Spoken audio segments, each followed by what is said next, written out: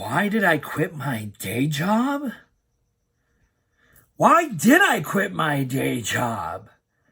Oh, so years later I can tell you all about it. You've tuned in to New Job Who Dis.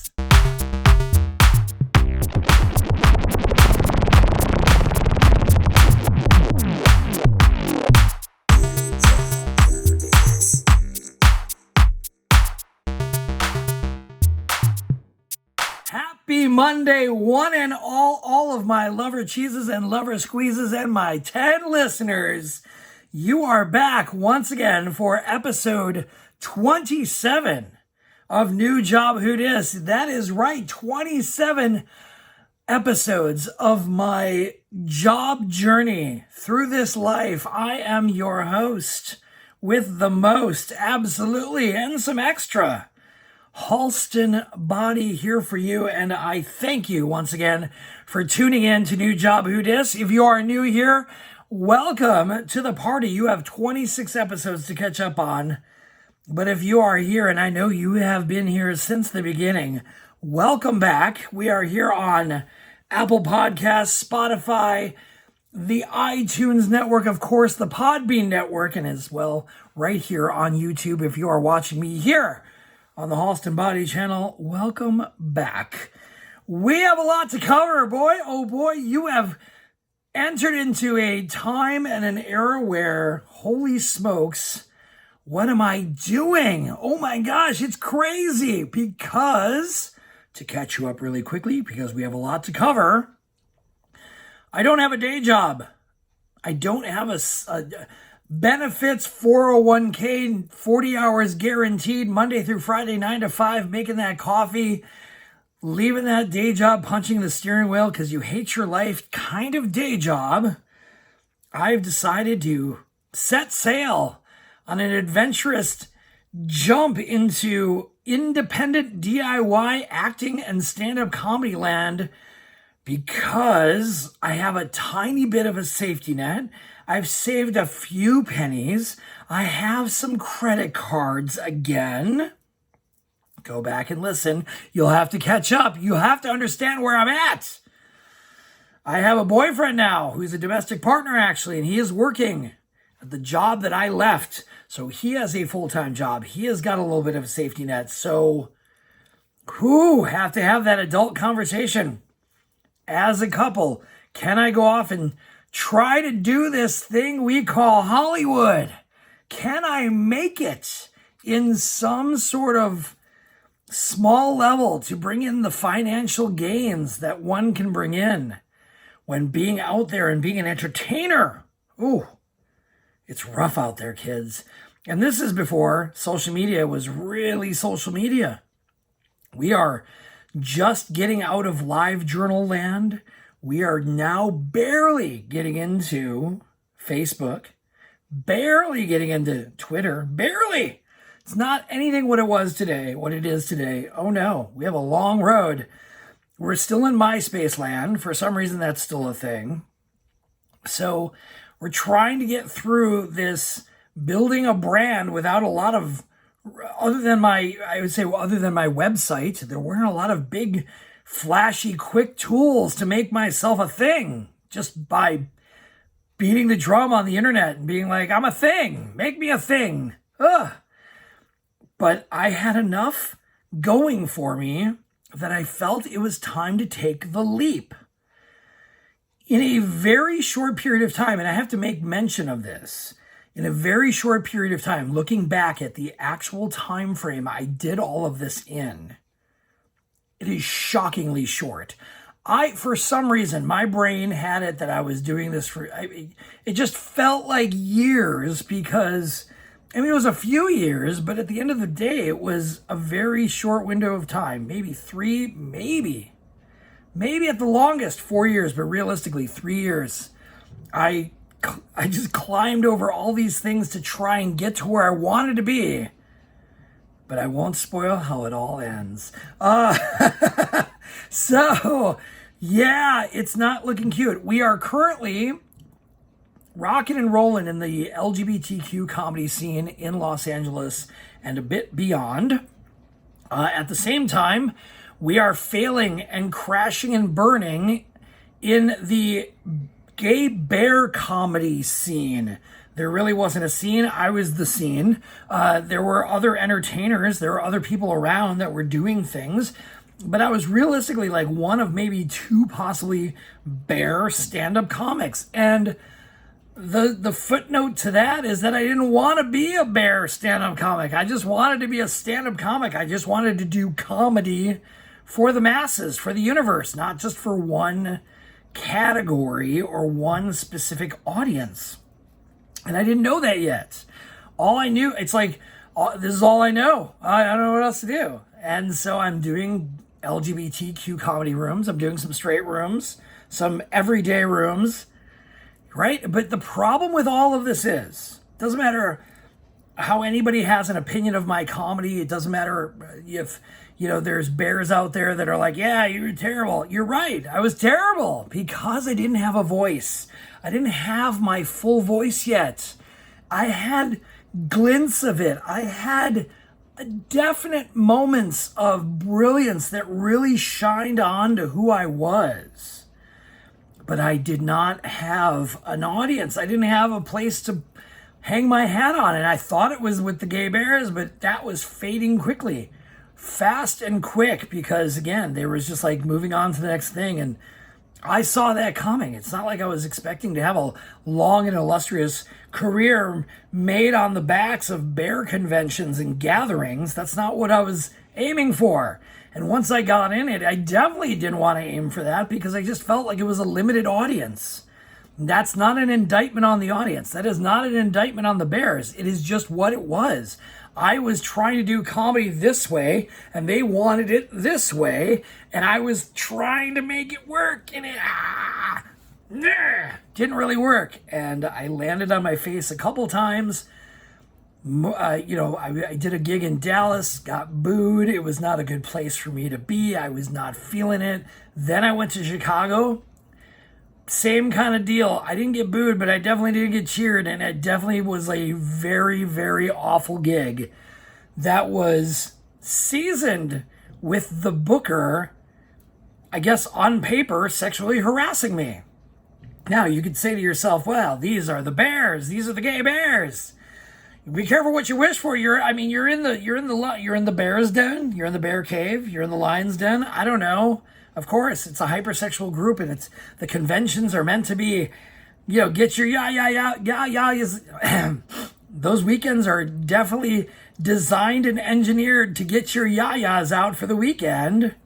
And that's all well and good. I definitely got my yayas out when it counted. However, when I was trying to step my game up and really be a professional stand-up comic, not just some guy we know and we can get him for cheap, not just some guy who, he's a bear, so he'll just do it for a bargain or whatever. I was putting myself out there with resume, website, headshots, putting it out. This is what I've done. This is what I'm about, and making it professional. And the guy that booked me wanted to get me on the casting couch even after he cast me.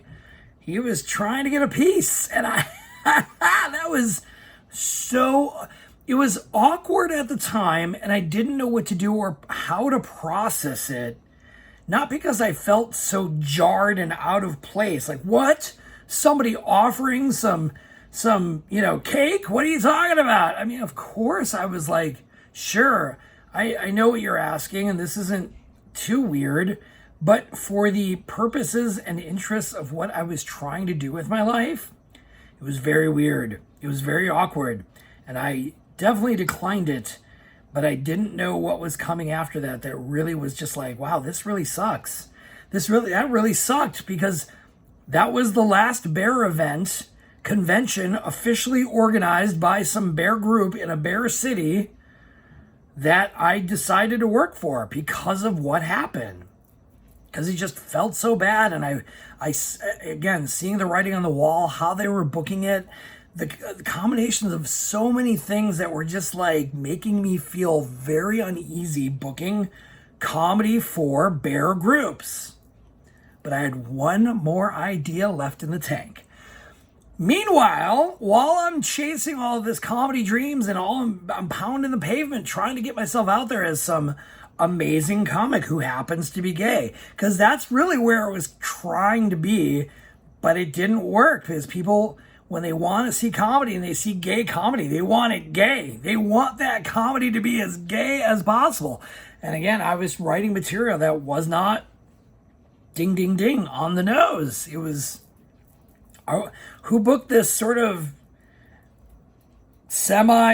we don't know where he's not giving us full gay. He's an enigma. We don't know what's going on here. And the phrase that rang in my ears plenty of times was that I wasn't gay enough. I wasn't gay enough for these audiences who were wanting a gay and lesbian comedy show. Oh, I was a gay man. Oh, yeah. Totally has been out since I was 18 years old. I mean, there I am in my 30s. How am I not? I guess I'm a gay comic. I'm a bear. I guess I'm a bear comic. So why isn't this working? But for whatever reason, it seemed to be working because I continued to get better bookings and bigger bookings and things were moving forward. I booked myself somehow I got into a book that was written about America's rebel comics and how the gay and lesbian scene of that era, and we're all talking about our experiences and what we're bringing to the table as comics.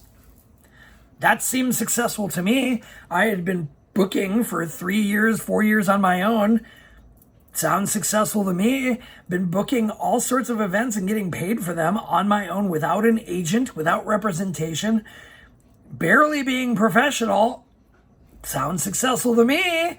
So far, so good, right? Well, I'm losing my voice. I don't know who I am in this LGBT world. And this is what really starts to hit me. And it hit me like a hammer, and I'll never forget this. I got booked for a gay and lesbian weekend, LGBT weekend, LGBTQ weekend. I couldn't remember how they labeled it, but it was in Eureka Springs, Arkansas. Hand on a stack of whatever religious tomes you have, I could not tell you to save my life how I officially booked that. I want to say it was booked because I was friends with Sabrina Matthews, very funny comic. Oh my gosh, still connected to her. Woo, God, Sabrina's comedy to this day, just good stuff. And I think somehow she got me connected to that. And it was supposed to be just, a couple of gigs over the weekend, a main show and then another side show on like the opening night. That's all great and good. And Ant, the very famous gay comic Ant, was the headliner. You may know Ant from Last Comic Standing, NBC. He's been all over the place in the late 2000s. Ant was a staple in the 2000s. Ant was a gay staple. He was on Logo, the LGBT station, the cable network. So the gay community knew Ant because he was on NBC. He was a big face in the public eye, and he was out loud and proud. Hooray!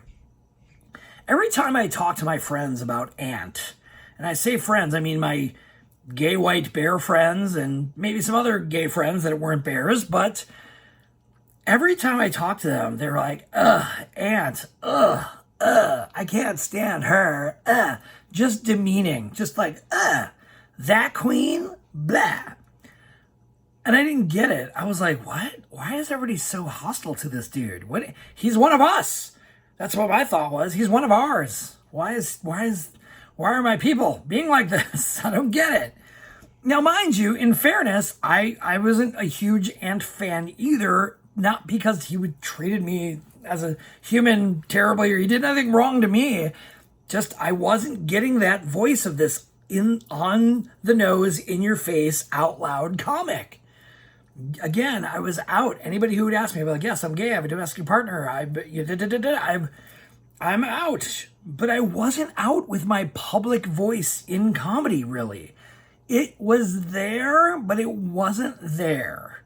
It's so in the middle and on the fence. And that's absolutely what played into why my comedy career never took off when it did, or any time. It was just, I was on the fence, therefore the audience was left being on the fence, if that makes sense. moving forward.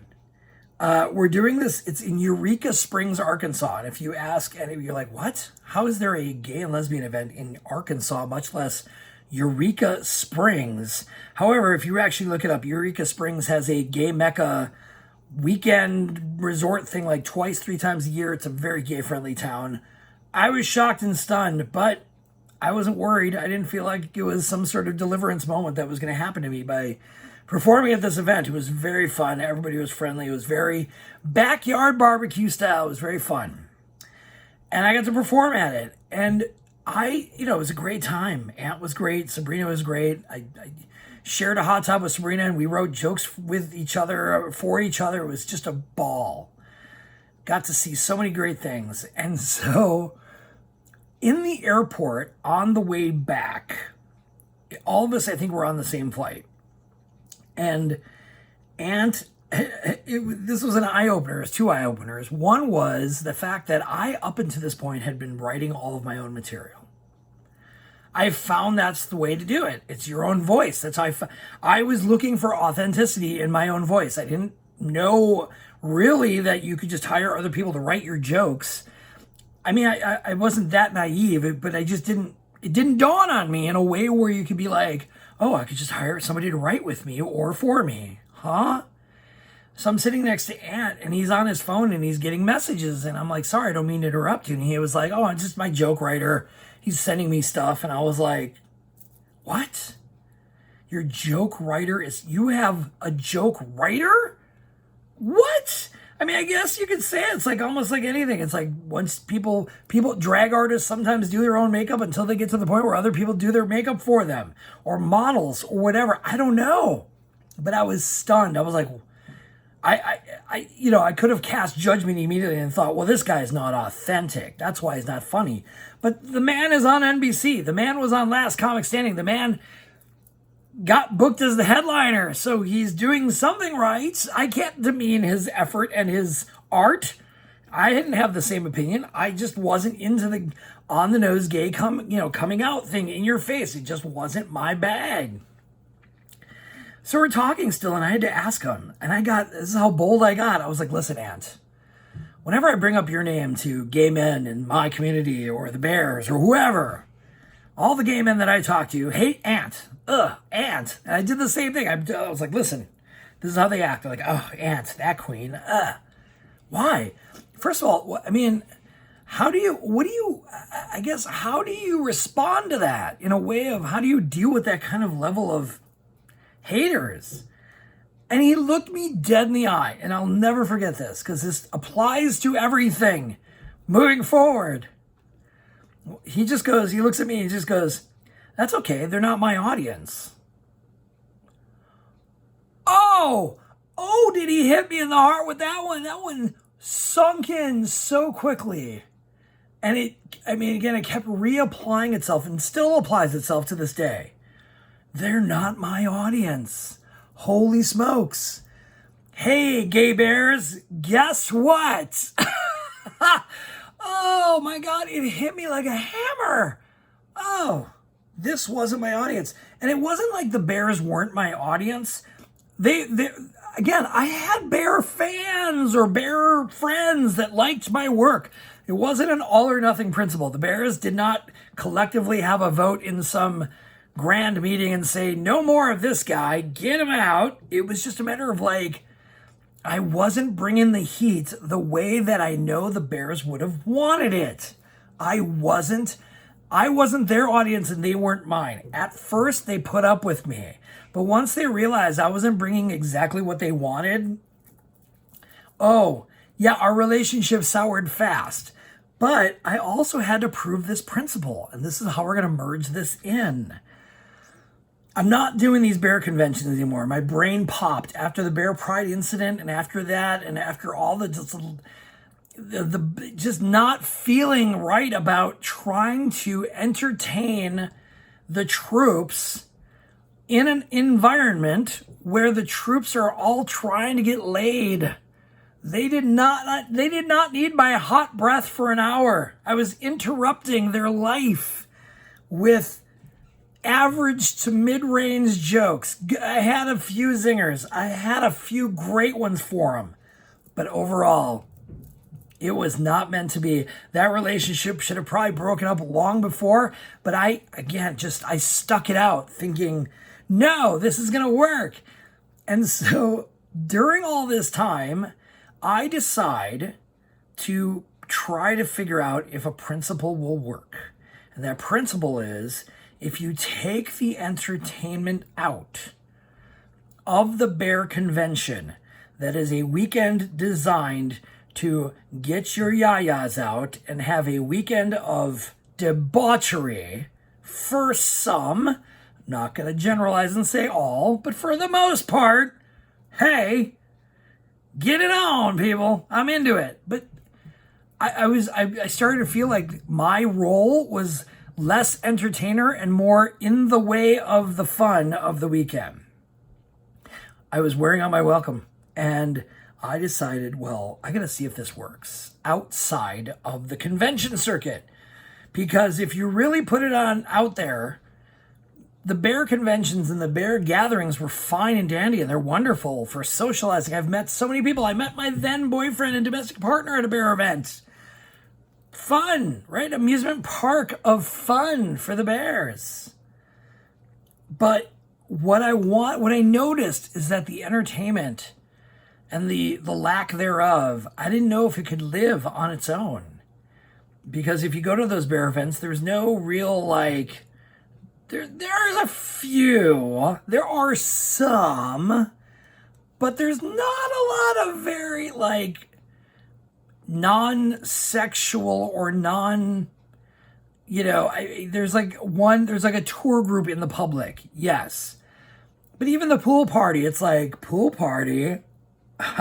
Yeah, pool party. Dances, of course you're going to wear the skimpiest outfits and your jock straps and all that. Yeah, you're going to do it. There's very little non razzle-dazzle type of entertainment. And what was there was very minimal. So I thought, why don't we figure out if this can live outside of that? Can gay bears do other things outside of the sexualized environment that I had been working for the last 4 years? Does it work? And can we take it out? Can we do non-sexual things and make it a success? Dun, dun, dun. Hold that tape. Meanwhile, I'm trying to work, and I'm working as an actor. What? I didn't go to actoring school. What do you mean? I did take some acting lessons. However, what I got tipped onto and tipped the hat of, I don't know what the phrase is, what I got told about. Keep it simple, stupid. Listen, what I got told about is about background acting.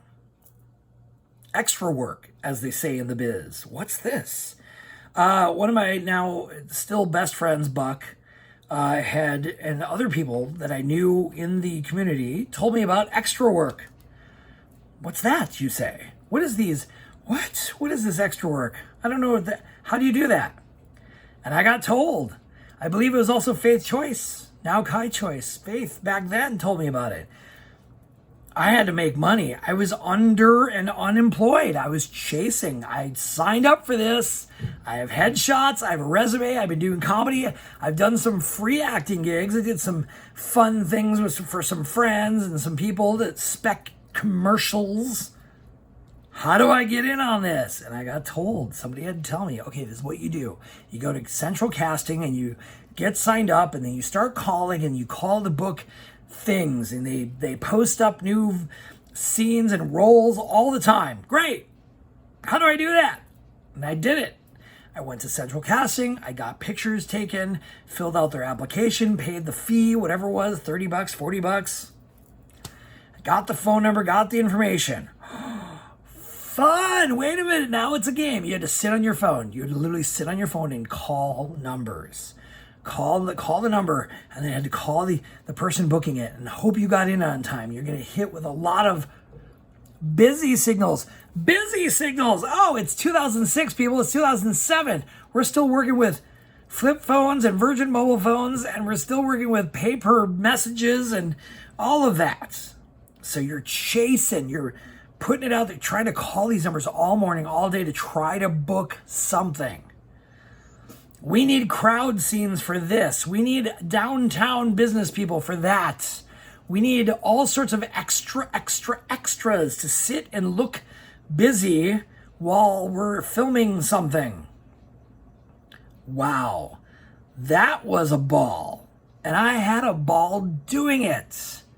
And man, when it was good, it was great. When it wasn't good, it sucked. And I'm going to tell some stories about that. We have a lot to cover. Again, we're about halfway through this podcast, and we have so much more to cover. This might have to be broken up one more time. I'm sorry. I don't want to have you gasping for air at the end of 2 hours of one session. We have a lot to cover, folks.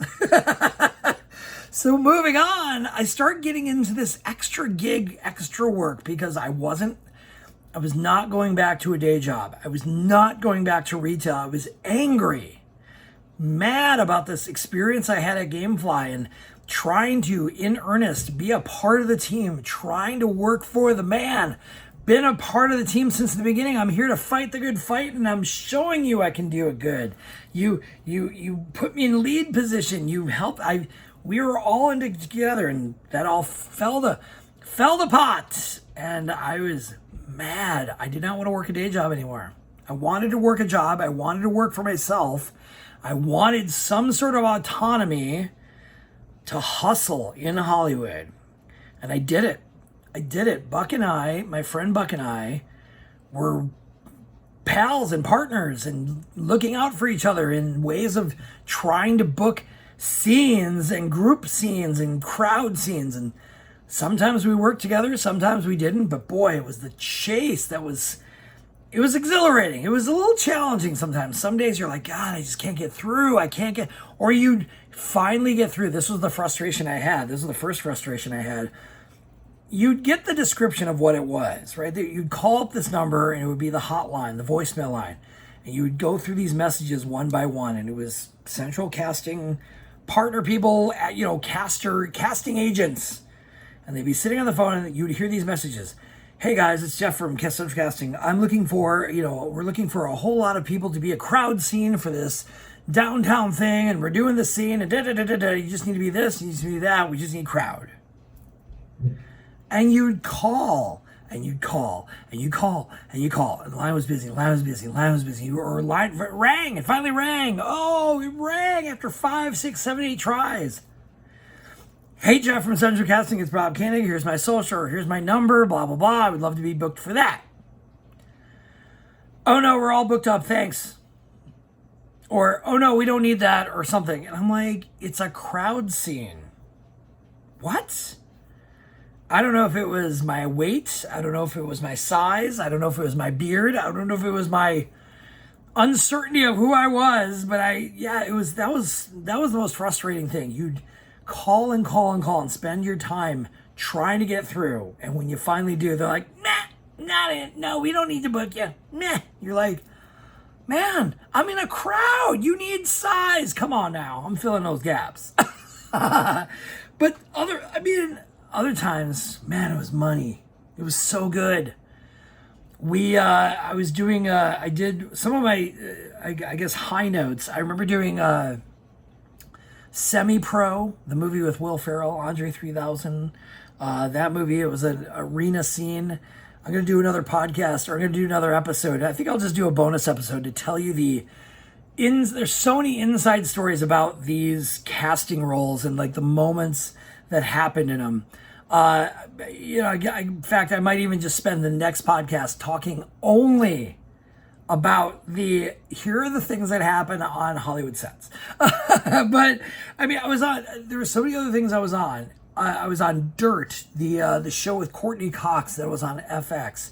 I was on a lot of game shows. Me and Bucket and other people, we'd book Deal or No Deal and sit in the audience. And it was, no matter what you thought of that show, when somebody was actually playing it and you were in the audience, you got into it. You're like, yeah, case number 6, it's totally her. Like you were in it. It was fun. Did a lot of game shows, a lot of new game shows, pilots where they just needed like airport travelers and things like that. It was a wild adventure. There were some days, I mean, the phrase hurry up and wait means a lot in that business. There are days I did 16-hour days, 14-hour days, and I was only used for like 30 minutes to an hour. And the rest of it, you had to just sit in a tent or sit in holding or sit and wait. Oh, it was rough out there in those Hollywood streets. Doing the work was easy. It was really simple to do because you just had to listen to the instructions of the director.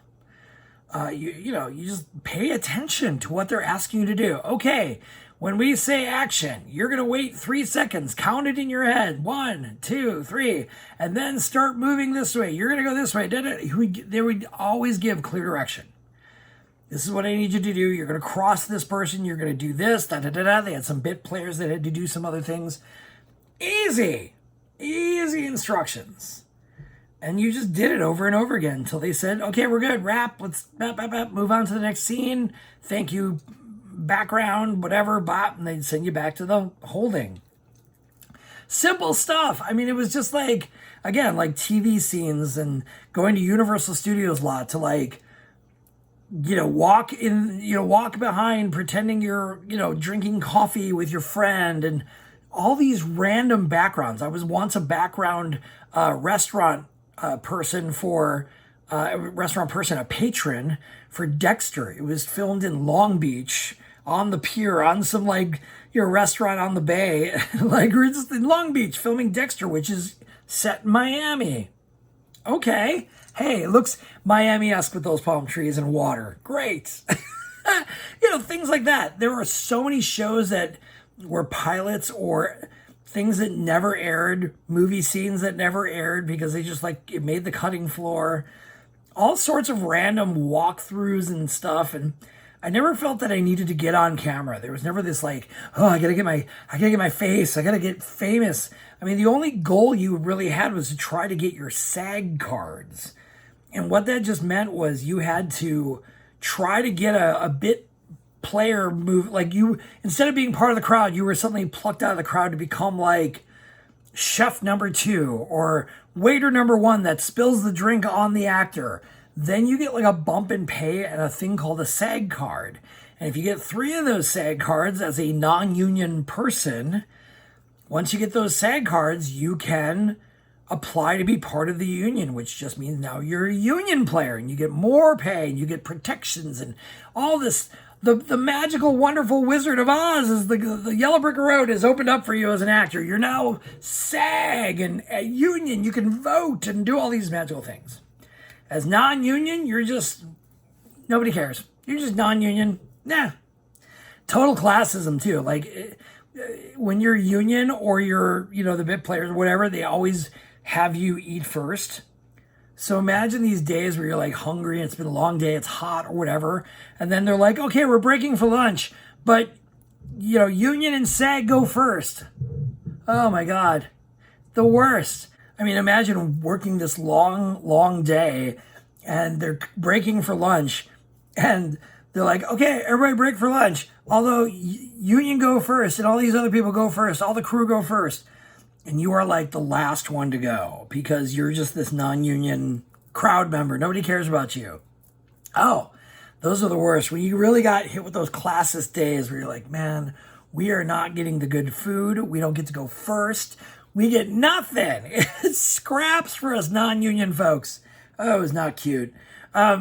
It was fun to just be on those sets. It was fun just to, you have to be grateful sometimes for what you're dealing with. I was not working a day job.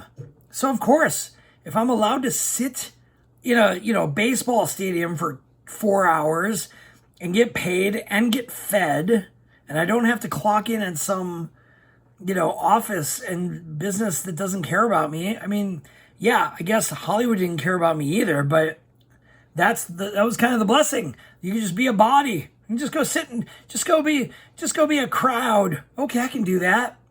Oh, easiest work ever. Sometimes it was funny because people couldn't handle it. And you were wondering how the people that you worked with were just squirrely and they wanted to make it. And you could tell the levels of desperation and whatever they could do. There were people that weren't actors. They were just taking the gig because they knew they'd get free food. You know what I mean? It was things like that.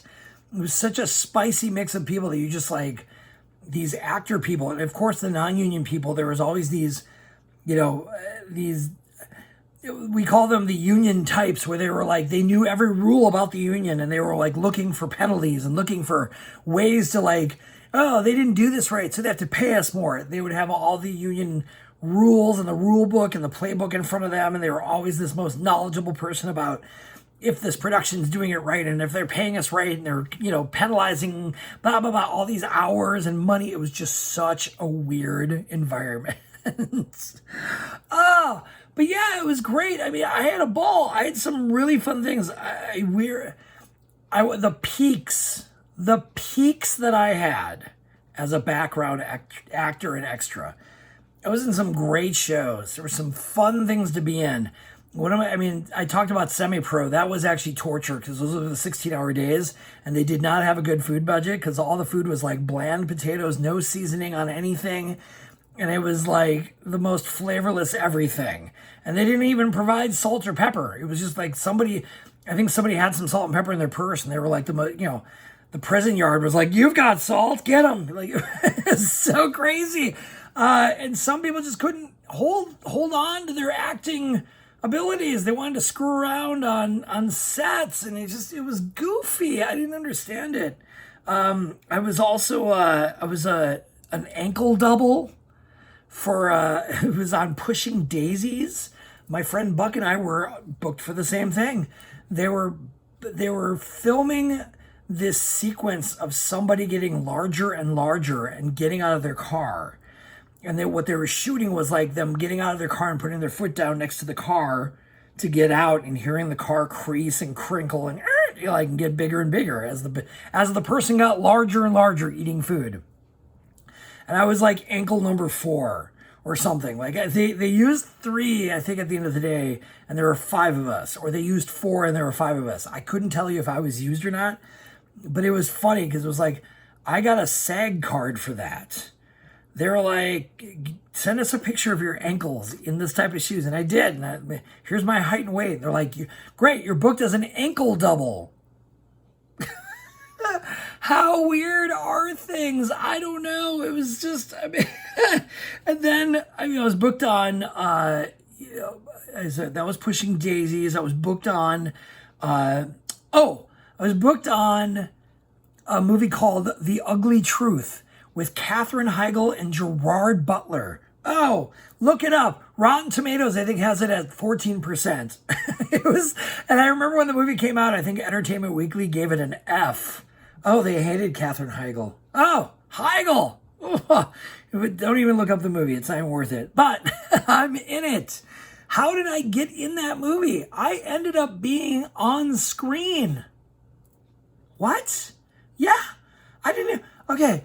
So this is how this worked. It was a baseball stadium scene.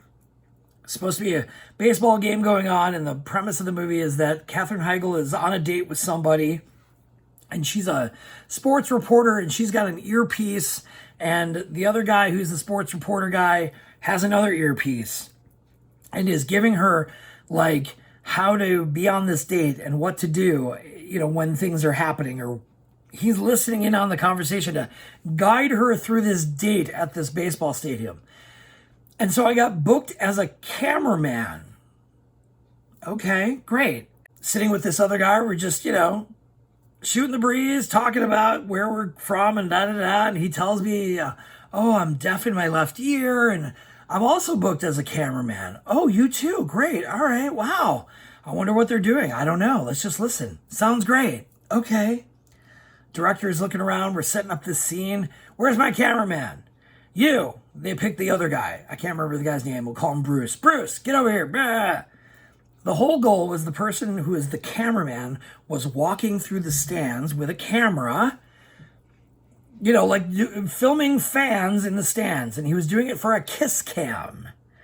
So they give the camera to this guy and they tell him what the scene is and blah, blah, blah, blah, blah. and they try to do a dry run with it, and the guy completely biffs it. He is not doing what the director is telling him. He's not really holding the camera right even. It's weird. And the guy director looks all frustrated. He's like, have you ever held the camera? He's like, actually, no. What? Bad idea, guy. He goes, get that other guy. Where's my other cameraman? So he gets me. He's like, have you ever held a camera before? I was like, I'm a broadcasting school graduate, my dear. Of course. Give that camera to me. Tells me the scene. Great. We're doing this scene. Pick up the camera. All right. You're going to walk here. You're going to walk over here. You're going to stop here. You're going to, film these people. Then you're going to see what they're doing. And you're going to walk towards it. And then you're going to give it a big thumbs up because you're filming what's going on. And what was going on is that Katherine Heigl had spilled soda in the guy's lap accidentally and bent down to dab it on his crotch. Yes. So, of course, the Kiss Cam guy is going to catch that, right? Yes. And I did. And I was, pretending to catch this scene. And the scene that was being shown up on the scoreboard looked very, very fallacious. And so, of course, the crowd turns around and starts cheering. And the players turn around. Oh, my God, look what's going on the screen. And, of course, Katherine Heigl is, what? Huh? And I'm the funny cameraman who's like, yeah, this is amazing. I started getting messages and calls from people. Are you in the movie The Ugly Truth? Were you on film? Was that you? Did I see you? Yes, darlings, that was me. It was me. All this time. So, yeah, weird how things happen. The weirdest story was the Iron Man saga. I got fired from Iron Man. Oh, yeah. I got fired. I was on the set of Iron Man. I was booked 2 weeks, overnights. We are at the end of the 710 Long Beach Freeway. Look it up. We were all the way at the end of it before it goes into Long Beach on the streets. They'd shut it off for 2 weeks. They're filming this freeway scene. If you've seen Iron Man, go back. There's this freeway scene with a robot and he's picking up cars and punching semis and throwing Iron Man through the semis. And it's all this highway crazery. It's nuts. I got booked for 2 weeks to work 6 p.m. to 6 a.m. And all it was a vehicle. I was using my, boyfriend's car. He had a silver Saturn. It's a great car for filming extra work. If you needed a car, please, no greens, no blues, no reds. Silver car works. Great. It was a pretty comfy car, too. I liked it. So it had good air conditioning. So we're on the freeway for a lot of this. We're just going back and forth. Now, this is a Marvel production. This is the first Iron Man movie. And they made us sign these NDAs. They told us no photos. And this is barely, I don't even know if the first iPhone was even out. I'd have to look it up. Flip phones at best, right? Flip phone cameras, maybe. I was not an Iron Man fan. I wasn't even a real big comic fan. I liked X-Men. I wasn't really deep into comics. And I didn't have any real reason to spoil anything. And even if I did see stuff, I wouldn't know what was going on anyway. I didn't even know his name was Tony Stark at the time. I was like, oh, Iron Man, okay. I think I played him in a video game once or twice, right? He shoots lasers out of his hands. That's cool. I don't know. What do I know about Iron Man? Nothing. But they made us sign these big NDAs. Don't tell anybody, no pictures.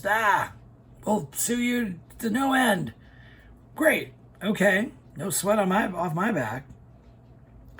I was on LiveJournal at the time, and I was very excited about my acting career, sharing a lot of stories with people about what I've been doing acting-wise. Make sure to check out this episode of Dirt on FX. You might see me as a photographer, things like that. Get this gig, and it was a good gig. I want to say Marvel had money. Boy, did they have money. That first day, the extras, the background people who were driving cars back and forth up and down the freeway. It wasn't a ton of us, but it was plenty of us. A lot of people there. They were cutting fresh sushi. Fresh sushi. Rolls, hand rolls, cut rolls. Day 1. Prime rib, day 2. What? It was money. They had it. When you got there was a truck that would pretty much make anything for you. What? We can do this? Yeah, go ahead. Oh my God, Marvel had money. That was Iron Man 1. Holy smokes. It was a good life. It was a good life.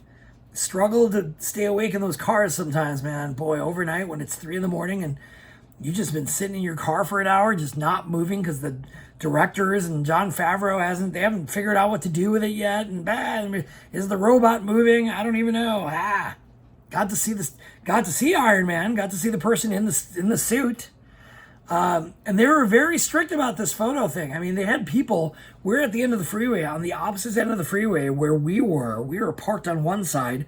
On the other side of the freeway, they had people like in the parking structure and in the buildings to try and like look for people who were paparazzi sneaking down to try and take photos from different places and trying to get them kicked out or arrested. It was just so high, like, ooh, don't tell, no spoilers about nothing.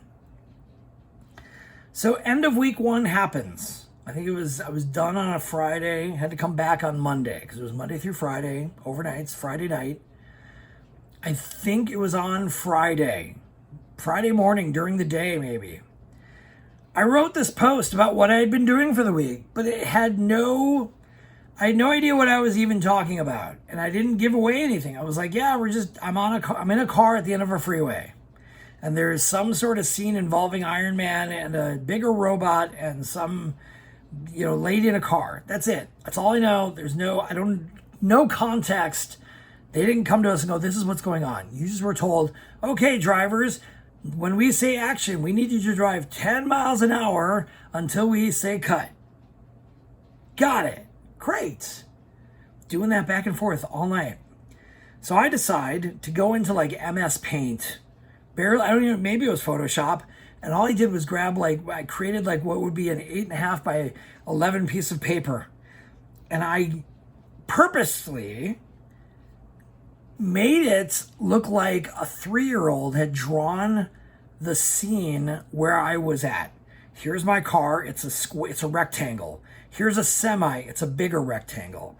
Here's a robot that looks nothing. It's like a box with a triangle for a head and 2 triangles, 4 feet, and stick arms. Robot. Here's Iron Man. Middle of the freeway. No reference point to what's going on. Again, no, okay, in this scene, this is what's happening, and here's what's going to go on, and here's the spoiler of the movie. Didn't know. That's all I drew. Put it up there. Haha, this is what I'm doing. Everyone's like, oh, cool, man. That's really cool. You're on Iron Man? Yep, got to go back next week. Next week comes. I get a call Monday morning. I'm sleeping because I'm trying to make sure I have plenty of sleep for that overnight shift.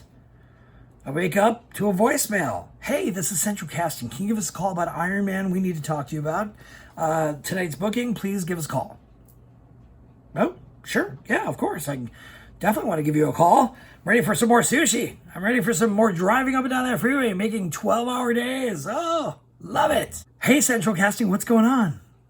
What's going on with that Marvel gig? I'm assuming you need me this all week. I'm very excited. Tell me more.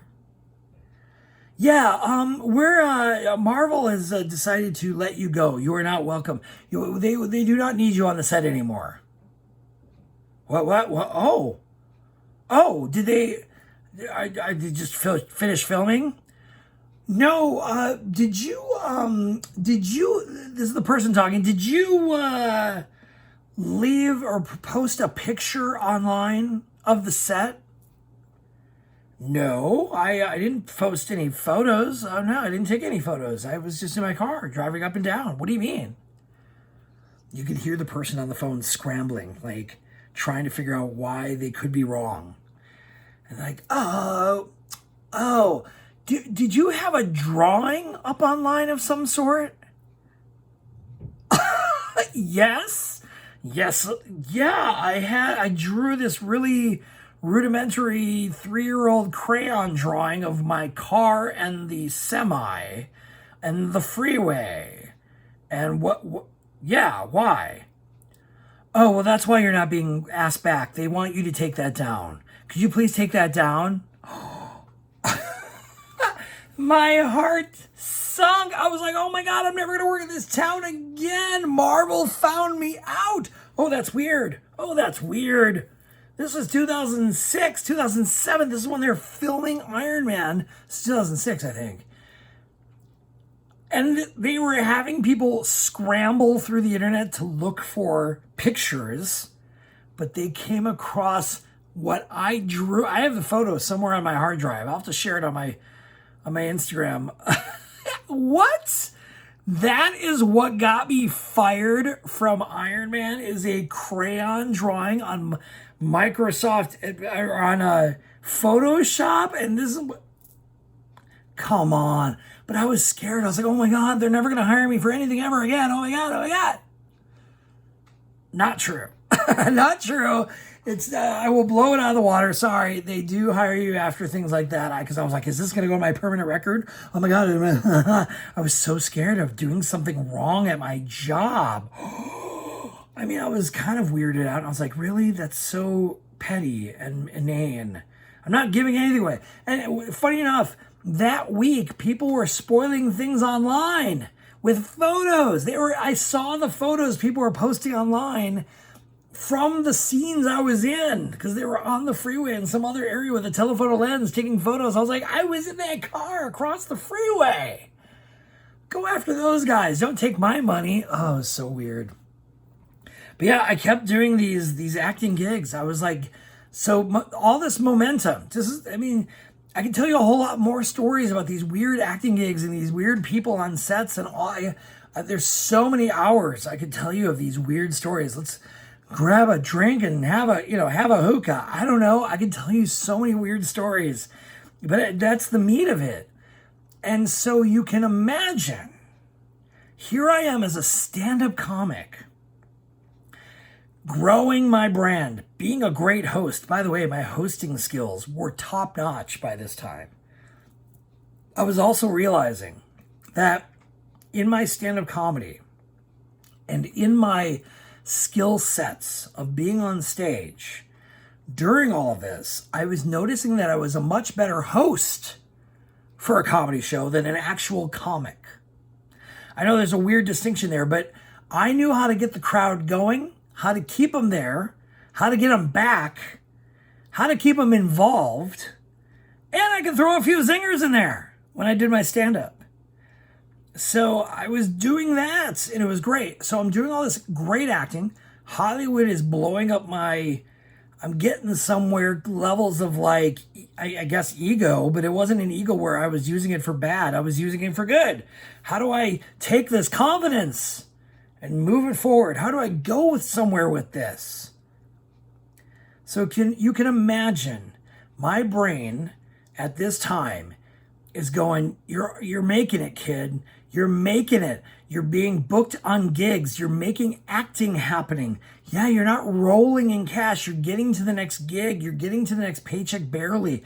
Me and my then boyfriend, we had to, I feel terrible about this, but we had to survive as a couple, and he agreed on letting me do my lifestyle of trying to make it as this indie person, trying to scramble and make the money. So he cashed out a 401k so we could survive. I mean, he could have said no. I could have went back immediately to a 9-to-5 and continued to hate myself. But at some point, we were about to choke, and we needed to not choke. And I didn't have something lined up right away. But that was the warning shot. That was the first warning shot. I'm like, oh boy, this is not working. Because, again, my bread and butter at that time were these bear events and these bear conventions. Those were dying for me. Not doing those again for me. But Hollywood, LA, LGBT comedy, booking things, Jason Stewart, improv, Ant, books, comedy gigs. After the bear conventions, a gentleman in Germany found out I was a bear comic and booked me for a New Year's Eve celebration in Germany, in Berlin. They did not hear of the booze. They did not hear of he kind of bombed at Bear Pride in Chicago. Oh, he kind of got booed in Dallas. But before all that happens, or actually right after that happens, after I get this big, that was like my biggest bear event. That was my biggest gig. I'll talk about that event in another podcast because that's a whole nother story. That's a story within itself about the German adventures of being a stand-up in Germany. But after all of that, and when all of that is going on, and I'm trying to, and again, these weird paths, bear comedy dying, not really into it, not feeling like I was in the right place, and this was not my audience.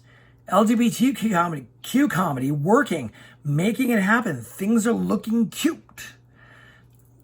I'm not wearing that coat right. It's backwards. I'm not sure if I'm in this for the right. I don't know why. I don't have a real strong gay voice in comparison to the colleagues I was in. I was just this weird schlub that didn't know who they were.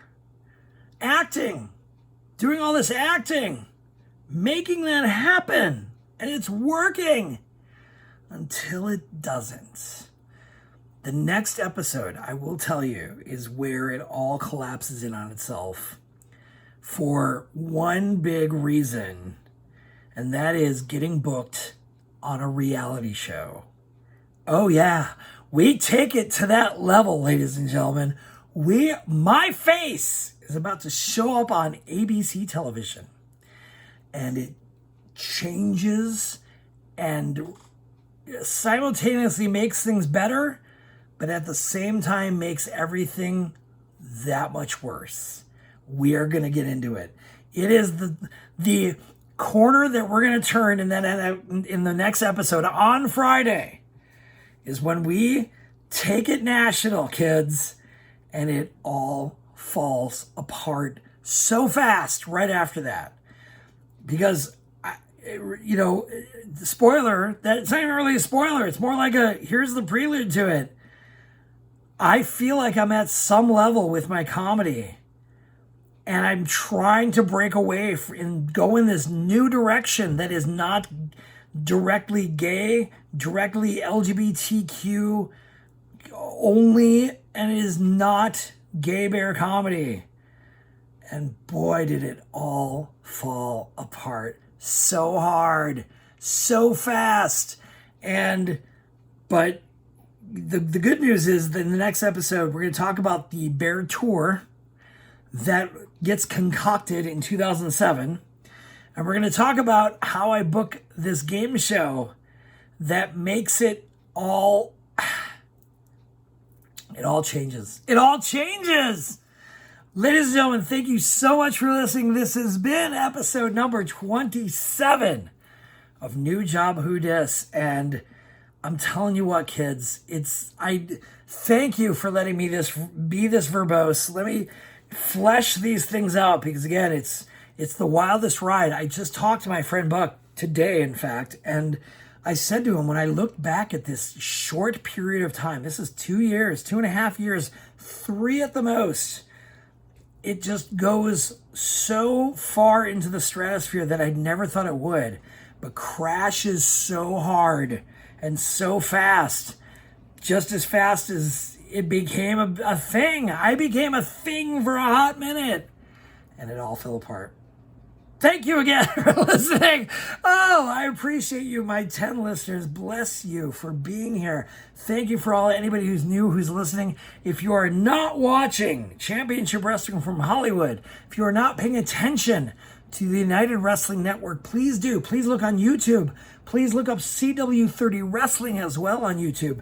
Out of Memphis. Check it out online on the Fight TV app. Look up United Wrestling Network on Twitter, Instagram, and of course, look up yours truly, TikTok, Instagram, Twitter, all the places, HALSTONBODDY. Why? Because you are listening to New Job Who Dis, and I appreciate it. Thank you so much. Please subscribe, like, share, comment, make friends. DM me with your comments. It doesn't matter. I say this every week, and I'll say it again. Tell a friend, tell your mom, tell your dad, tell your sister, tell your brother, tell everyone. This has been New Job Who Dis.